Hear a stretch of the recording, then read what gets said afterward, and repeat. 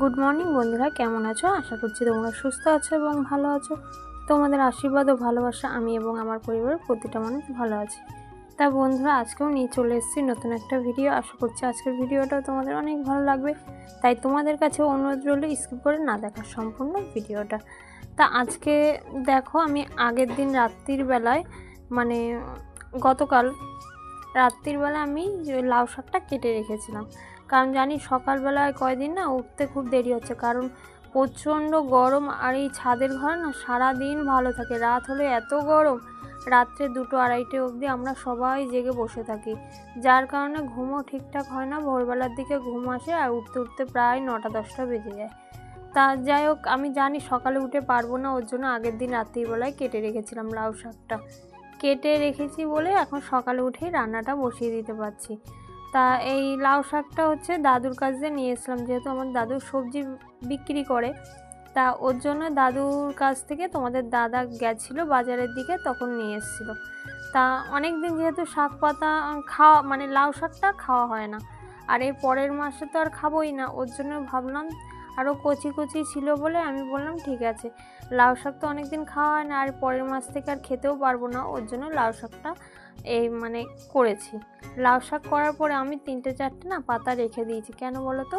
লাউ শাকের পাতা বাটাও কিন্তু খুব ভাল লাগে, আর আমার মুখে যেহেতু ভাল লাগছে না কিছু, মাছ মাংস জানো তো খেতে ইচ্ছা করছে না, মাছটা তো একদমই ইচ্ছা করে না, মাংস যদিও বা একটু ভালো লাগে কিন্তু মাছ মোটেও ভালো লাগে না। তা ওর জন্য আমি ভাবলাম যে শাক পাতা খেলে একটু মুখে স্বাদ আসবে, ওর জন্য লাউ পাতা দেখো কয়েকটা পাতা আমি রেখে দিয়েছি, এই কটা পাতা বাটবো তাই। আর শাক এইদিকে হচ্ছে, এই শাকটা করে মেয়ে আর আমি খেয়ে নেব। খেয়ে দিয়ে আবার নতুন করে আরও একটা ঝামেলা হয়েছে, কি বলো তো, আমাদের এখানে একটা কল বাথরুমের পাশে যে কলটা, সে কলটা খারাপ হয়ে গেছে। এখন তোমার জল আনতে গেলে সেই ওই রাস্তার দিকের কলটায় আনতে যেতে হয়। তা ওর জন্য সকালে খাওয়া দাওয়া করে যাব, সব কাজ আর কি ঘরের সমস্ত কাজ শেষ করে যাব ওই বাড়ি, আমরা যেখানে থাকতাম সেই বাড়িতে স্নান করতে। তা এইদিকে দেখো, তোমাদের সাথে কথা বলতে বলতে কিন্তু আমার রান্না হয়ে গেছে। এই যে বললাম যে লাউ শাকটা হলে মেয়ে আর আমি খাবো, ওর জন্য লাউ শাকটা হয়ে গেছে। আর এখন না বেশিরভাগই মেয়ে আর আমি একটা থালাতেই ভাত নিয়ে যাই, কারণ থালাও বেশি হবে না, তারপরে না মেয়ে আলাদা দিলে ও নিজে নিয়ে খেতে চায় না। এখন ওর হাতে এখন গরম গোটা মতো বেরিয়েছে সারা হাতে, ও নিজে নিয়েও খেতে পাচ্ছে না, ওর জন্য আমারই খাইয়ে দিতে হচ্ছে। ওর জন্য ভাবি আলাদা আলাদা না নিই, এক জায়গায় নিই, ওর জন্য একটা থালাতেই নিয়েছি, দুইজনে খাবো একসাথে। তা ওর জন্য একবারে বসে পড়েছি, কারণ তাড়াতাড়ি আবার ওই বাড়ি যাবো। আর জল টাইম কলের জল জানোই তো, টাইমের জল, তাড়াতাড়ি যদি না হয় তাহলে তো আবার জল চলে যাবে। ওর জন্য এখন খেয়ে দিয়ে বাসনটা ধুয়ে তারপর ঘরটা মুছবো, মুছে যাব ওই বাড়ি। এমনি গরম, তার মধ্যে এখন ওই বাড়ি গিয়ে যেতে হচ্ছে স্নান করতে। আর পুকুর পাড়ে না, পুকুরের জলেও স্নান করি, কিন্তু পুকুরের জলটাও না এখন খারাপ হয়ে যাচ্ছে যত গরম আসছে, কারণ রোদ প্রচুর মাছ রয়েছে, মাছেরাও তো জলে থাকলে ওদেরও গরমে অস্বস্তি, 2-1টা মাছ মরেও গেছে, জলটাও গন্ধ গন্ধ হয়ে আছে। তবুও সবাই কাজ করে, কারণ জল যেহেতু কল খারাপ, তারপর জলেরও প্রয়োজন, গরমে জানোই তো কতটা জলের প্রয়োজন। তা ওর জন্যই আর কি, কলের সমস্যা বলে পুকুরে না পারলেও মানুষ কিছু করার নেই, করতেই হবে। আমিও করি, সবাই করে বলে না, আমিও করি, তবে যেটুকু দরকার সেটুকু তো করতেই হবে বলো। তা এদিকে দেখো মেয়েকেও খাওয়াচ্ছি, আমি নিজেও খেয়ে নিচ্ছি। খাওয়া দাওয়া করে ওই যে বললাম, খাওয়া দাওয়া করে ঘরটা মুছবো, বাসনটা ধোবো। আর পুকুর পাড়ে জানো তো প্রচুর রোদ, এই টাইমটা তুমি পুকুর পাড়ে যেতেই পারবে না, এতটাই রোদ, 7টা-8টা বাজলেই যে পুকুর পাড়ে রোদ আসে সেটা প্রায় 3টে অবধি থাকবেই।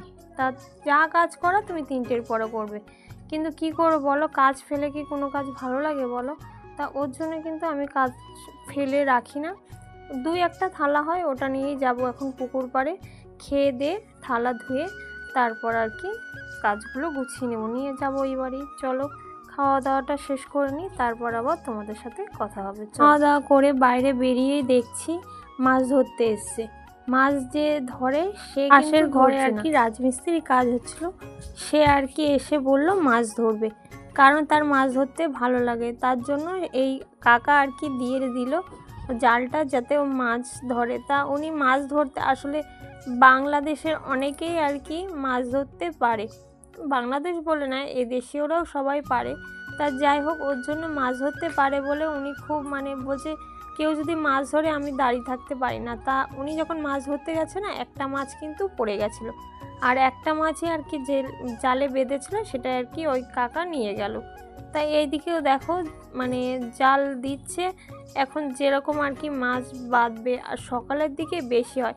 এখন কিন্তু অনেকটাই বেলা হয়ে গেছে, ওর জন্য না মাছ সব জলের তলায়, আর অতটাও আর কি মাছ ধরতে পারছে না। যেহেতু যারা সব সময় মাছ ধরে তারা কিন্তু একটা মাছ ধরার একটা মানে তারা মাছ ঠিকঠাক জানে যে কোথায় কোন মাছটা আছে, যার কারণে যে মাছ ধরে সে কিন্তু মোটামুটি ভালোই মাছ আগে ধরে নিয়েছে।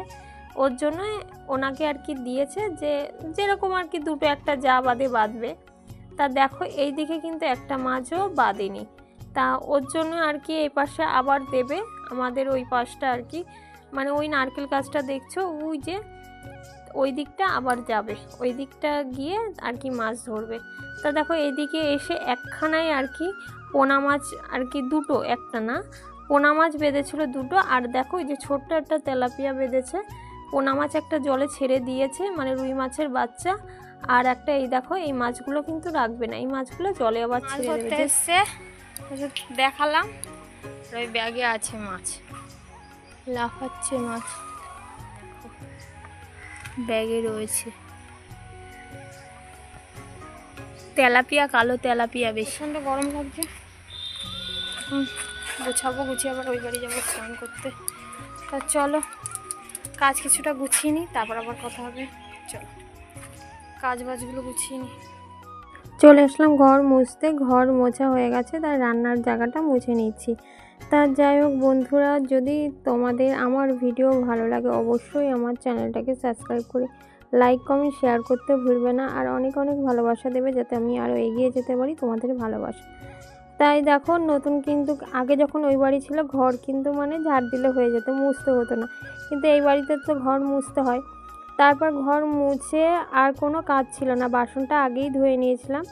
তা এসে মানে ঘরটা মুছে বেরিয়ে পড়েছিলাম, ওই যে ব্যাগ নিয়েছি, ব্যাগের ভিতরে সব কিছু নিয়েছি, মেয়ের জামা গামছা আমার একটা নাইটি নিয়ে চলে যাচ্ছি ওই বাড়ি স্নান করব। কি কষ্ট বলো, এই বাড়ি থেকে আবার ওই বাড়ি যাও এই রোদ্রে গরমে স্নান করার জন্য, মানে এটাও ছিল আমার কপালে, এটাই হচ্ছে কথা।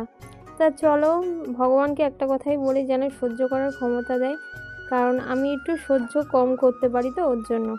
যাই হোক চলো গিয়ে এখন স্নান করতে হবে, স্নানটা করে আবার আসতে হবে। স্নানটা হয়ে গেছে, এসে তারপর স্নান করে দেখো এই যে ঘরটা তোমাদের সাথে শেয়ার করছি, মানে ঘরের ভিতরটা আমি ভিতরে দাঁড়িয়ে আছি।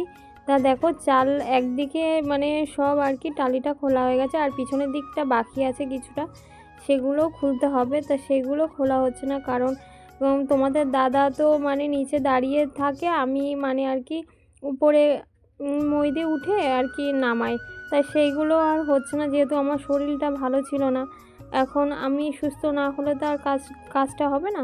তা যাই হোক ওর জন্য পিছিয়ে রয়েছে। তা চলো ওই বাড়ি থেকে এসে এই যে পুজো দিয়ে নিলাম, পুজো দিলাম, দিয়ে এখন রান্না করব, পাতাটা বাটি।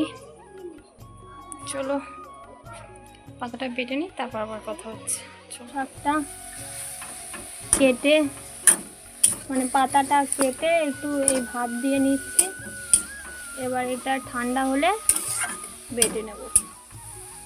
রসুন দিয়েছি, বাটার সময় একটু কালো জিরে দিয়ে দেবো।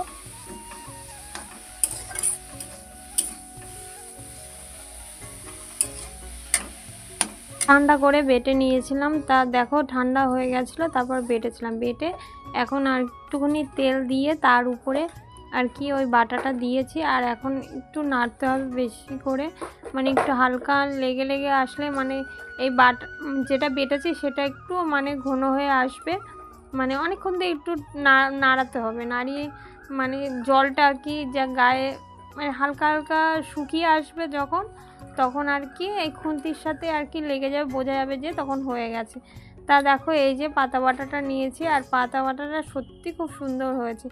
তা দেখো ভাতটা মাখছি, মনে হচ্ছে মানে এখনই খাই, কিন্তু আমার তো খাওয়া হয়ে গেছে। এটা তো আমি পরে ভিডিও তোমাদের সাথে এডিট করে দিচ্ছি।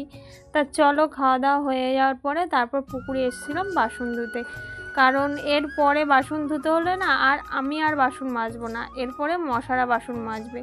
তা যার কারণে খাওয়ার পরে বাসন যদি না মাজি তাহলে আর অনেক রাত্রে মানে সন্ধ্যে 6টা-7টার সময় গিয়ে আবার সেই বাসন মাজতে হয়, নাহলে তুমি তার আগে আর বাসন মাজতে পারো না। মানে এত চারিদিকে গাছপালা না, আর এই বাড়িতে প্রচুর মশা।